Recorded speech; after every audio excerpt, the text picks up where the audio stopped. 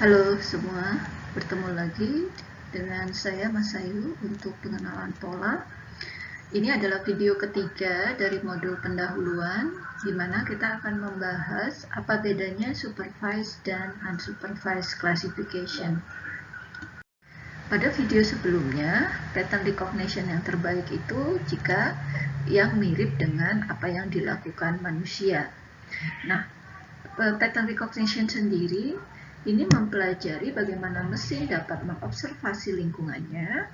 Biasanya kita menggunakan sensor untuk menangkap persepsi tersebut, yang kemudian menjadi input dari model atau sistem yang kita miliki, sistem rekognisi yang kita miliki. Nah, sebelumnya model di dalam pattern recognition ini bisa mempelajari pola yang menarik yang dapat dipakai untuk menentukan kategori dari data persepsi yang diterima.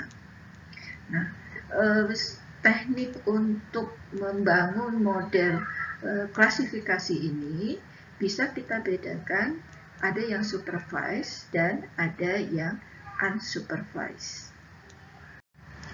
Pola merupakan keteraturan di dalam kumpulan data. Kita bisa melihat bahwa biasanya kita mengenal pola biometrik, pola telapak tangan, pola sidik jari, pola mata, pola tanda tangan, dan seterusnya. Nah, dalam programming sendiri biasanya kita menggunakan pola itu untuk regex, regular expression. Misalnya pada contoh di bawah ini, regex, pola regex yang didefinisikan dipakai untuk mengekstraksi alamat email, sehingga dari teks yang diberikan dapat diekstraksi alamat email dengan pola yang sesuai.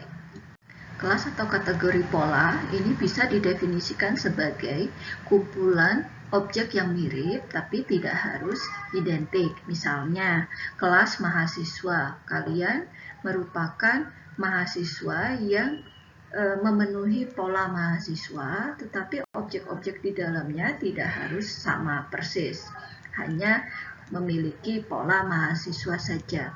Nah, karena mirip, masih terdapat variasi antar objek, baik di dalam kelas yang sama, kita sebut dengan intra-class variability, maupun antar kelas yang berbeda, yang disebut dengan inter-class variability. Nah, bisa kita lihat gambar di sebelah kiri.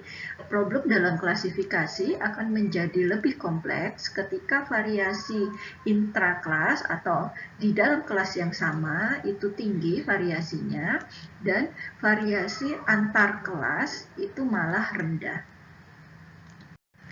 Pada contoh berikut ini, kita bisa melihat ada dua kategori, yaitu yang kiri adalah kategori atau kelas pear, buah pear, yang sebelah kanan adalah kategori dari kelas apel, di mana di dalam setiap kelas variasi objek di dalam kelas yang sama itu sangat tinggi. Contoh berikut ini menunjukkan interclass variability yang rendah. Kita bisa lihat bahwa kategori buah apel di sini memiliki kemiripan atau variasi yang rendah dengan objek di kategori yang berbeda. Misalnya di sini ada peach yang mirip dengan apel seperti ini. Begitu juga untuk lemon dan pear. Begitu juga pada contoh penulisan karakter, sering beberapa karakter ditunjukkan variasi antar kelasnya itu sangat rendah. Setelah melihat karakteristik variasi di dalam satu kategori ataupun antar kategori, kita bisa membangun sistem rekognisi atau klasifikasi dengan dua pendekatan, yaitu supervised classification atau unsupervised classification. Kita akan lihat dulu supervised classification. Pendekatan ini membutuhkan label training samples untuk mendesain classifiernya. Misalkan di sini kita sudah punya label data, kemudian ini dipakai untuk mendesain classifier kita. kemudian kita implementasikan menjadi sebuah model. Lalu model ini oleh inference engine akan dipakai untuk menentukan kalau ada data baru, ini label outputnya atau label kelasnya yang mana yang paling tepat. Beberapa contoh label dataset bisa dilihat pada slide ini. Yang paling atas ini adalah contoh untuk data terstruktur, di mana setiap baris menyatakan satu transaksi atau satu instance. Kemudian label atau kelasnya adalah seseorang akan belanja atau tidak dari informasi transaksi yang masuk ke dalam keranjang. Contoh dataset yang lain adalah data image yang kemudian dilabeli sesuai dengan kebutuhan. Misalnya di sini ingin mengidentifikasi kucing atau bukan kucing. Kemudian yang di sebelah kanan ini adalah contoh dataset untuk teks, di mana kita ingin mengidentifikasi entitas bernama dalam suatu teks. Maka data berlabelnya, setiap kita menemukan nama atau entitas bernama, kita identifikasi apakah dia person, atau lokasi, atau tanggal, atau entitas bernama lainnya.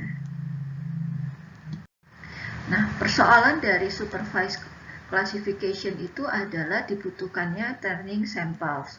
Training samples yang berlabel itu biasanya membutuhkan cost dan waktu untuk melabeli. Oleh karena itu, biasanya yang tersedia bebas itu tersedia banyak itu adalah training samples yang tidak berlabel. Jadi kita punya kumpulan transaksi, kita punya kumpulan image, ataupun kita punya kumpulan teks. Lalu dilakukan unsupervised learning yang melihat kemiripan antar setiap data, kemudian kita bentuk kelompok atau kelas-kelas yang tidak berlabel. Setelah itu biasanya kita melakukan abstraksi dari kelas atau klaster yang terbentuk. Kita sudah di akhir video ketiga ini. Kita sudah mempelajari apa itu pola, apa itu kelas pola, kemudian variability atau variasi di dalam kelas yang sama atau variasi antar kelas yang berbeda, kemudian pendekatan di dalam membangun sistem rekognisi ataupun berupa model klasifikasi, baik yang supervised maupun unsupervised classification. Yang membedakannya adalah label dataset. Pada video berikutnya kita akan mempelajari pattern recognition itu sebagai suatu intelligent agent.